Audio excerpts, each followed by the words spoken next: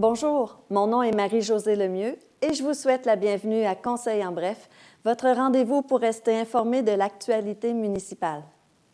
Le Conseil municipal du 17 novembre à Otterburn Park s'ouvre sur une note de reconnaissance et de mobilisation. C'est la toute première séance du nouveau Conseil, l'occasion pour les élus de remercier la population pour sa confiance et de poser les bases de leur mandat. Le rapport mensuel débute par un retour sur 2 événements d'urgence qui ont marqué l'automne. Bien que l'état d'urgence n'ait pas été officiellement déclaré, les équipes municipales ont été mobilisées. Bonsoir tout le monde, j'espère que vous allez bien. Bienvenue à cette séance du Conseil. On est le 17 novembre 2025. Tout d'abord, je voudrais prendre le temps quand même, c'est ça, de souligner qu'on est un nouveau conseil aujourd'hui. C'est notre première séance du conseil. Donc, première des choses, merci là, pour votre confiance là, à la population envers notre programme, notre vision. Donc, on accueille ça avec beaucoup d'humilité.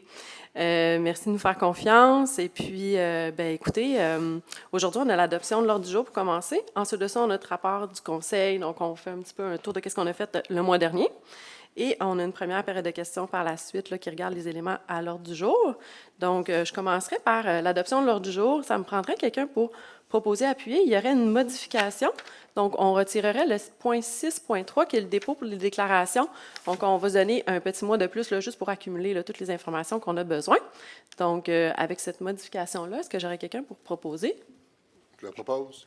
Parfait. Je l'appuie. Merci, M. Girard. Merci, M. Turcotte. Donc, ça nous amène au rapport mensuel du Conseil. Donc, qu'est-ce qu'on a fait dans le dernier mois? Bien, on a été fort occupés, bien entendu, avec différents chapeaux. Je vais laisser peut-être mes collègues faire le tour là, au niveau de leur nouvelle venue. Donc, moi, pour ma part, j'ai surveillé aussi des choses qui se déroulaient vraiment dans la ville, des choses bien concrètes parce qu'on a eu un gros automne. On a eu 2 événements qui ont nécessité la mobilisation de beaucoup de nos ressources en mode urgence, à savoir un gros bris d'aqueduc, puis une panne d'électricité quand même assez importante la semaine dernière.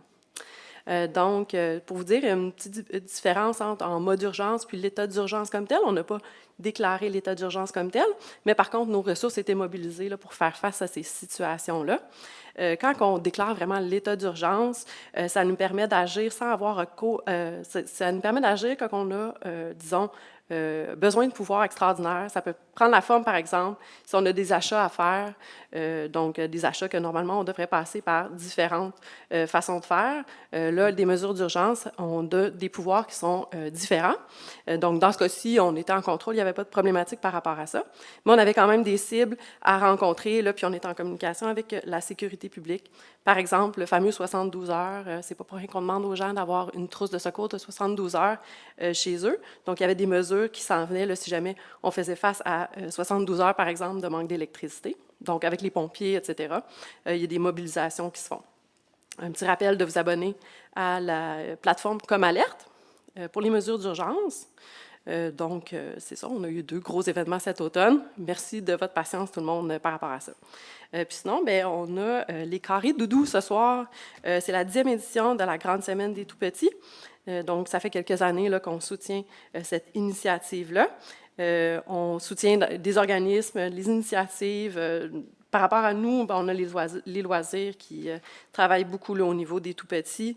On a d'ailleurs, j'ai vu aujourd'hui qu'on avait déposé notre boîte du Père Noël à l'Hôtel de Ville. Donc, ça va être bientôt le temps pour les tout-petits d'ailleurs d'aller déposer leur lettre au Père Noël. La gestion de l'eau reste une priorité. Le Conseil municipal réaffirme son engagement environnemental en approuvant les budgets 2026 de 2 régies intermunicipales, plus de 500 000 $ pour l'approvisionnement en eau potable et un soutien aux prévisions liées au traitement des eaux usées. Ces décisions témoignent d'une volonté claire de préserver les ressources hydriques avec rigueur.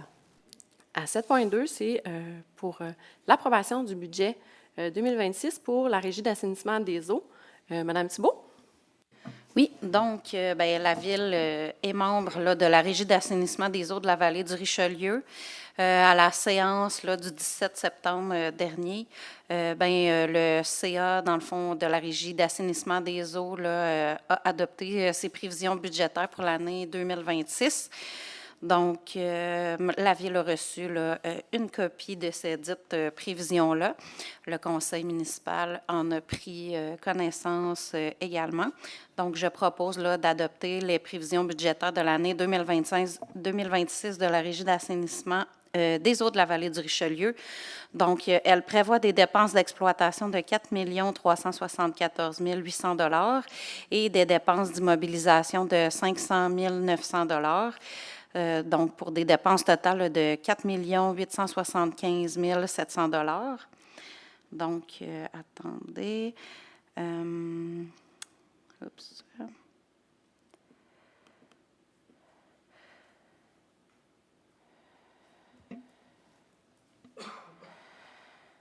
Ça ne sera pas long. Donc, voilà. Je propose donc, c'est ça, que la Ville, la participation, excusez-moi, il y avait comme trop de chiffres partout. Pour l'exercice de 2026, nous, notre quote-part serait de 900 045 $ et 24 sous. C'est bon, parfait, merci. Est-ce que j'ai quelqu'un pour appuyer? Je l'appuie. Merci, M. Girard. À 7.3, c'est la même chose pour la Régie de l'eau. Mme Thibault? Oui, donc nous sommes membres de la Régie intermunicipale de l'eau de la vallée du Richelieu. Donc, à la séance ordinaire du 9 septembre 2025, le CA de la Régie intermunicipale a adopté ses prévisions budgétaires pour l'année financière 2026. Donc, nous avons, là, c'est ça, la Ville a reçu là, une copie des estimations là, de sa contribution financière. Le Conseil municipal en a pris connaissance également.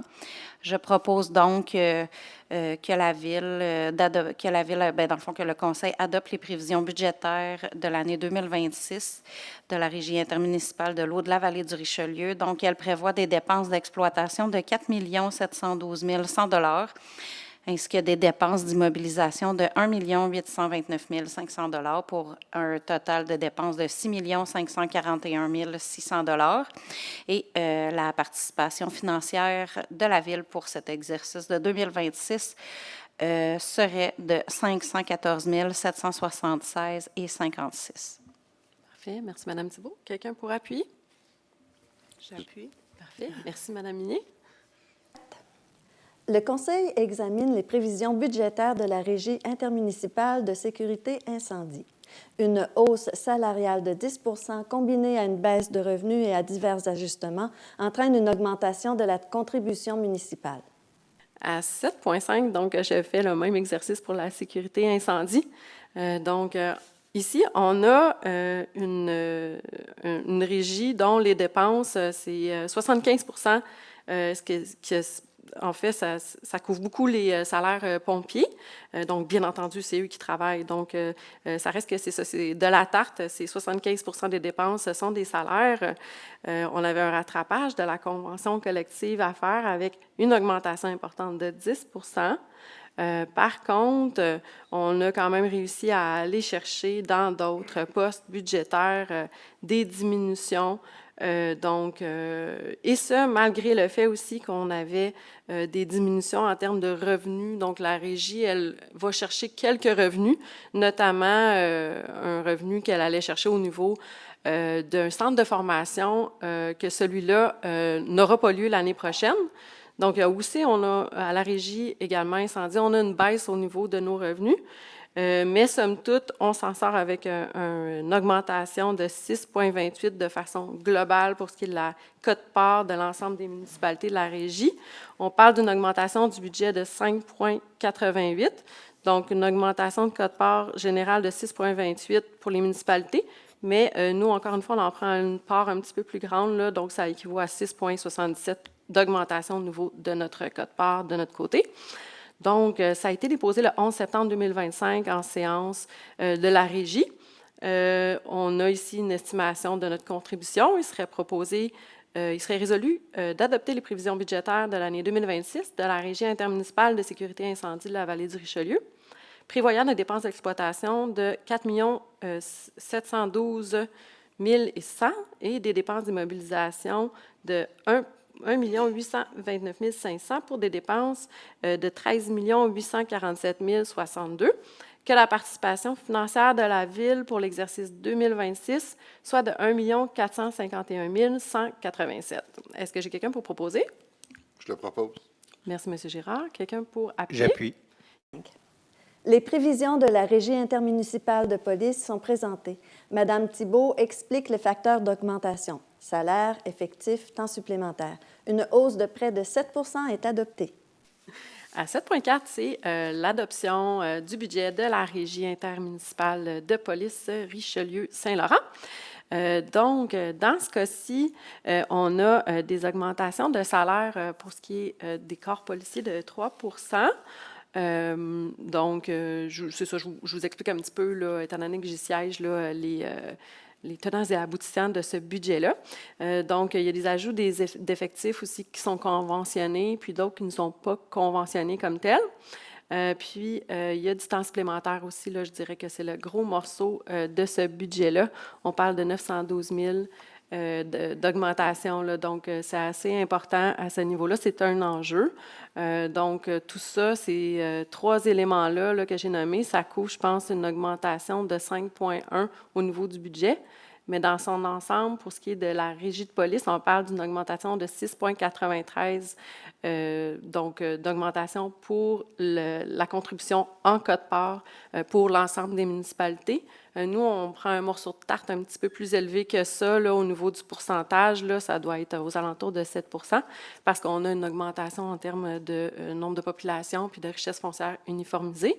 Mais bref, c'est ça, on parle quand même d'une augmentation qui est encore assez importante pour ce qui est la régie de police Richelieu-Saint-Laurent pour faire face à ces éléments-là là, que j'ai nommés. Donc, on a un dépôt à la séance ordinaire du 23 septembre 2025 du Conseil de la Régie intermunicipale de police Richelieu-Saint-Laurent qui a adopté, là, dans le fond, ses prévisions budgétaires pour l'année 2026. On a une estimation de la contribution pour la Ville. Il serait résolu d'adopter les prévisions budgétaires de l'année 2026 de la Régie intermunicipale de police Richelieu-Saint-Laurent, prévoyant des dépenses totales de, et c'est pour l'ensemble de la Régie, pas juste pour nous autres, 63 791 771, et que la participation financière de la Ville pour l'exercice de 2026 soit de 2 172 578. Est-ce que j'ai quelqu'un pour proposer? Je propose. Parfait. Merci, M. Morin. Est-ce que j'ai quelqu'un pour appuyer? J'appuie. Parfait. Merci, Mme Minier. Le Conseil se penche sur un projet de réaménagement à l'Hôtel de Ville. Nouveaux bureaux, toilettes universelles, espaces collaboratifs et salles de consultation.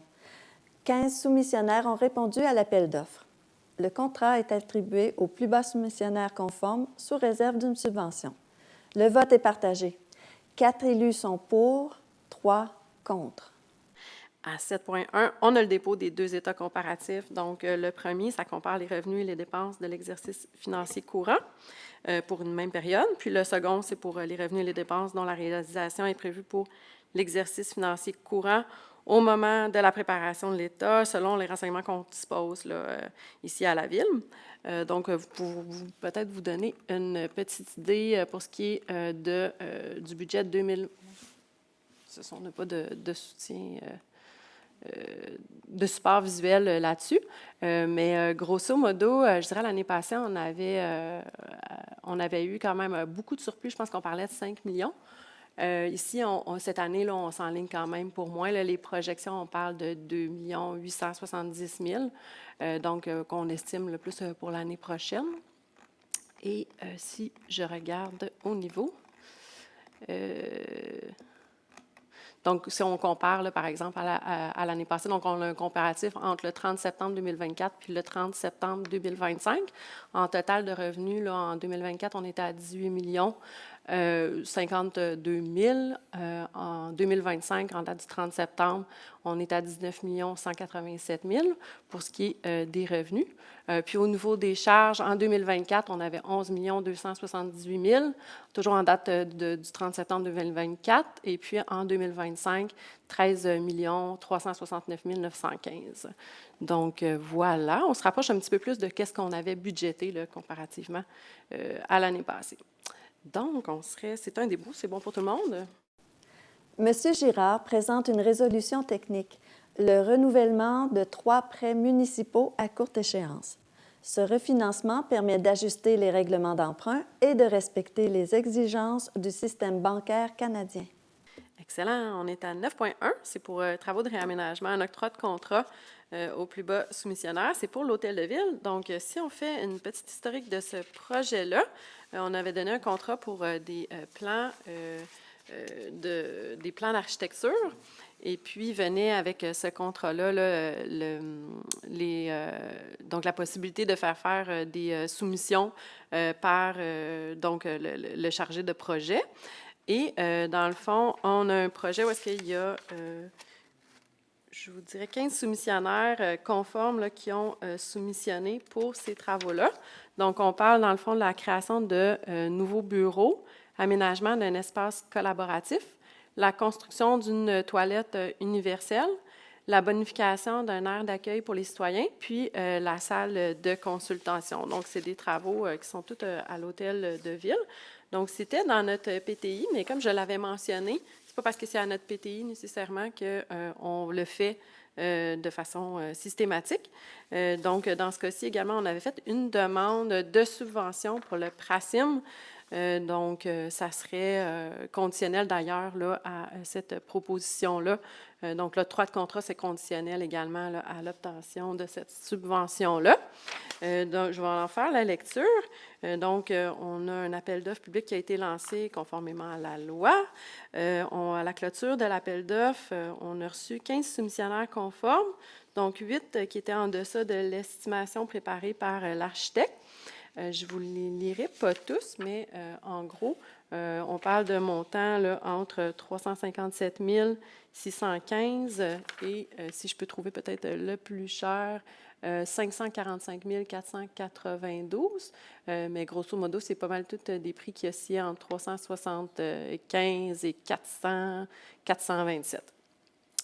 Donc, considérant la recommandation du chargé de projet au service des travaux publics, que dans sa fiche du 10 novembre 2025, il serait résolu, si j'ai quelqu'un pour proposer et appuyer, que la Ville adjuge le contrat de travaux de réaménagement de l'Hôtel de Ville à l'entreprise, la compagnie de construction Relève Inc., le plus bas soumissionnaire conforme, pour un prix de 411 167,85 taxes applicables incluses, et selon les conditions et les modalités décrites dans le devis d'appel d'offres public et la soumission de cette entreprise, qu'une somme de 35 700 avant taxe, 10 soit ajoutée au présent contrat comme contingence de travaux, que l'octroi du présent contrat soit conditionnel à l'acceptation par le MAMACH de la demande de subvention présentée au programme PRACIM, que les fonds nécessaires au paiement de cette dépense soient puisés à même le poste budgétaire. Il faudrait me le confirmer, le poste budgétaire. On peut attendre un petit peu le temps. Ça va aller dans les surplus. OK, parfait. Fait qu'on va juste l'indiquer comme il faut.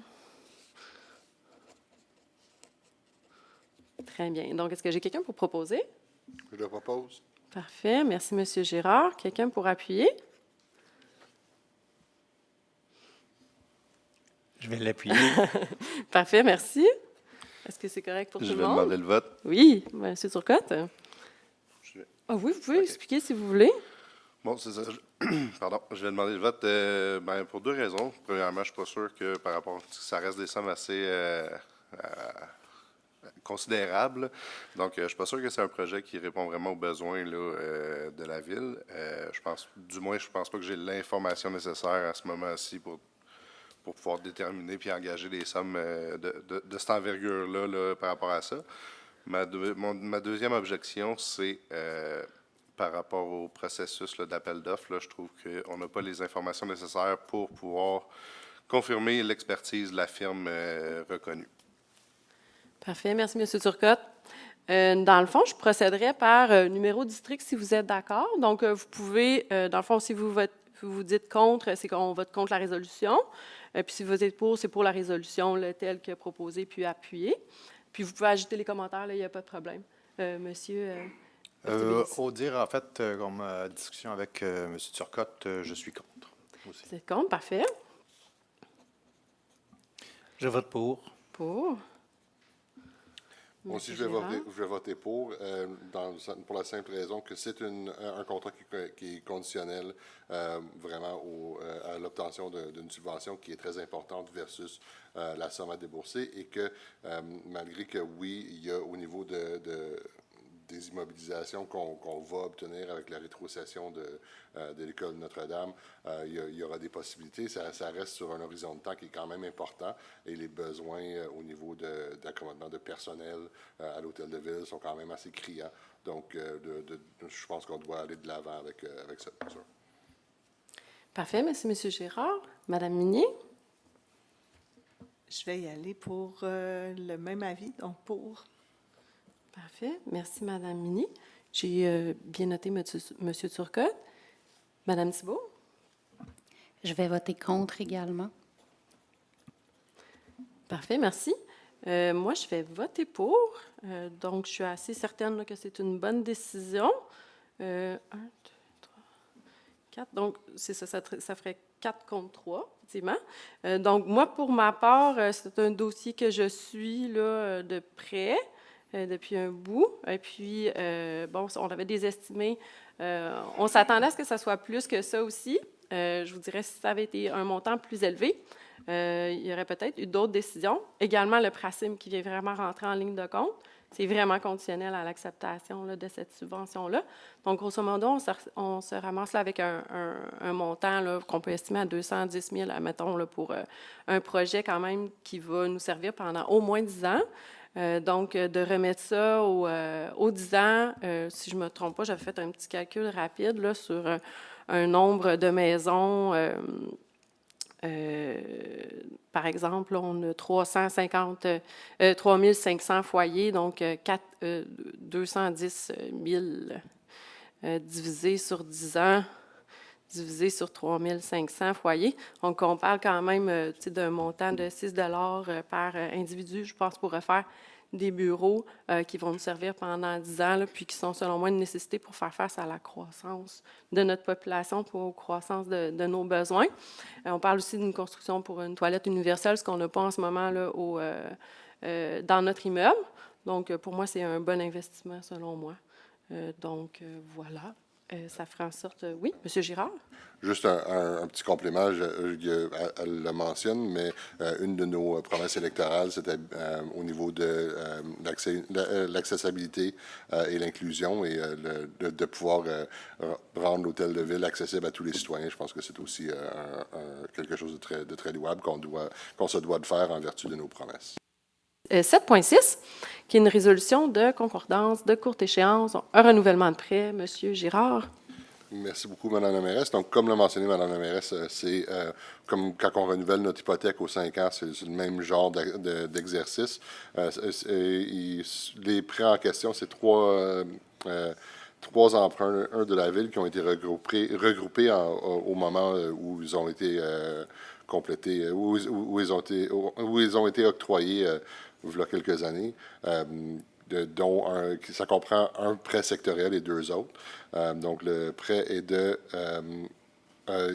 c'est E448 pour 1 678 600, E450 pour 791 500 et E450 pour un deuxième E450 pour 2 163 900 $. Pour un total de, comme je l'ai mentionné, 4 634 000 Donc, considérant qu'il y a lieu de modifier les règlements d'emprunt en conséquence et que conformément à l'alinéa de l'article 2 de la loi sur les dettes et emprunts municipaux pour les fins de cette émission d'obligations et pour les règlements d'emprunt numéro 448 et 450, la Ville d'Otterburn Park souhaite émettre un terme plus court que celui originalement fixé par ces règlements. Il est résolu, tel que proposé par moi-même, Marc Girard-Aline, que les règlements d'emprunt indiqués au premier alinéa du préambule soient financés par les obligations conformément à ce qui suit. Les obligations, soit une obligation par échéance, seront datées du 27 novembre 2025. Les intérêts seront payables semi-annuellement le 27 mai et le 27 novembre de chaque année. Les obligations ne seront pas rachetables par anticipation. Toutefois, elles pourront être achetées avec le consentement des détenteurs conformément à la loi sur les dettes et les emprunts municipaux. Les obligations seront immatriculées au nom du service de dépôt et de compensation CDS incorporé et seront déposées auprès de CDS. CDS agira au nom de ses adhérents comme agent d'inscription en compte, agent détenteur de l'obligation, agent payeur et agent responsable des transactions effectuées à l'égard de ses adhérents. CDS procédera au transfert de fonds conformément aux exigences légales de l'obligation. À cet effet, le Conseil autorise la trésorière à signer le document requis par le système bancaire canadien intitulé « Autorisation pour le plan de débit préautorisé destiné aux entreprises ». CDS effectuera des paiements de capital et d'intérêt aux adhérents par des transferts électroniques de fonds et, à cette fin, CDS prélèvera directement les sommes requises dans le compte suivant: CDS de Belleuil, Mont-Saint-Hilaire, 830 rue Laurier, Belleuil, Québec, J3G 4K4, et que les obligations soient signées par la mairesse et la trésorière. La Ville d'Otterburn Park, tel que permis par la loi, a mandaté CDS afin d'agir en tant qu'agent financier authentificateur et les obligations entreront en vigueur uniquement lorsqu'elles auront été authentifiées. Je suis désolé. En ce qui concerne les amortissements annuels de capital prévus pour les années 2031 et suivantes, le terme prévu dans les règlements d'emprunt numéro 448 et 450 soit plus court que celui originalement fixé, c'est-à-dire pour un terme de 5 ans à compter du 27 novembre 2025, au lieu d'un terme prescrit pour les 10 amortissements. Chaque émission subséquente devant être pour le solde ou partie du solde dû sur l'emprunt. Merci, M. Gérard. Quelqu'un pour appuyer? J'appuie. Merci, M. Urtubise. Merci d'avoir été des nôtres pour cette édition de Conseil en bref. Si vous voulez visionner l'intégrale du Conseil de ville ou encore revoir Conseil en bref, rendez-vous sur le site de tvr9.com. À la prochaine!